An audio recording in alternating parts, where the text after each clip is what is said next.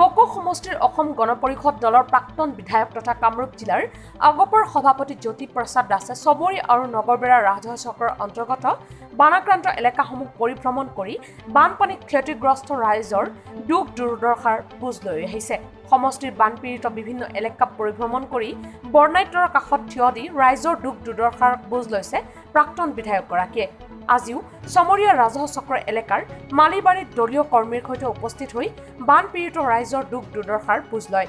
প্ৰাক্তন বিধায়কগৰাকীৰ লগত সংগ দিয়ে বকো সমষ্টিৰ অগপ দলৰ সহকাৰী সম্পাদক কৃষ্ণকান্ত কলিতা, ত্ৰিলোচন গাঁও পঞ্চায়তৰ অগপ দলৰ আঞ্চলিক সমিতিৰ সভাপতি নিষ্কল ৰয়, জ্যেষ্ঠ অগপ নেতা গোবিন্দ দলৈকে আদি কৰি দলৰ বহু নেতা কৰ্মী। মই কামৰূপ জিলাৰ সভাপতি হিচাপে অসম গণ পৰিষদ দলৰ আৰু বকো সমষ্টিৰ প্ৰাক্তন বিধায়ক হিচাপে আমাৰ চমৰীয়া ৰাজহ চক্ৰৰ অন্তৰ্গত বা আমাৰ যি নগৰবেৰা ৰাজহ চক্ৰ আছে তাৰ অন্তৰ্গত গাঁওবিলাকত ফ্লাড এফেক্টেড এৰিয়াবিলাকত বা বানপানীয়ে আক্ৰান্ত কৰা ৰাইজৰ মাজত মই বুজ লৈ আছোঁ যে চৰকাৰে পঠিয়াই দিয়া সামগ্ৰীবিলাক ঠিকমতে পাইছেনে নাই বা ক'ত ক'ত পাইছে, ক'ত ক'ত পোৱা নাই বা কি অভাৱ আছে, এইবিলাক মই বুজ লৈ আছোঁ। আৰু ঠায়ে ঠায়ে মই খবৰ লৈছোঁ আৰু যিখিনি বানআক্ৰান্ত মানুহ তেখেতসকলক সহায় কৰাৰ কাৰণে বা পৰামৰ্শ দিয়াৰ কাৰণে বা চৰকাৰৰ ওচৰত মই দাবী উত্থাপন কৰাৰ কাৰণে মই লাগি আছোঁ।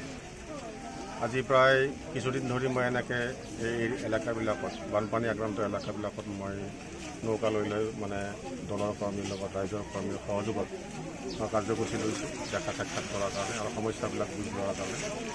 চৰকাৰে এতিয়ালৈকে যিখিনি সামগ্ৰী দিছে মই জানিব পৰা মতে গাঁওবুঢ়া বা মণ্ডল বা এই ডিচিবিলাকৰ অধীনত তেওঁলোকে লোকেল কমিটি হিচাপে দি আছে আৰু গৰু গাই বা যিবিলাকত আশ্ৰয় লৈ আছে তেওঁলোকক আশ্ৰয় শিবিৰত দিবৰ কাৰণে অলপমান ত্ৰিপাল দি আছে।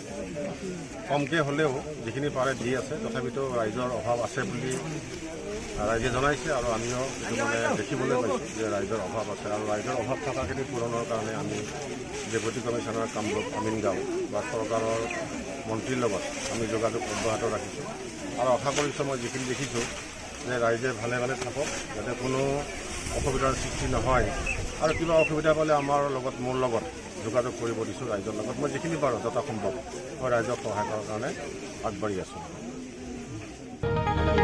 Report news 31 Assam.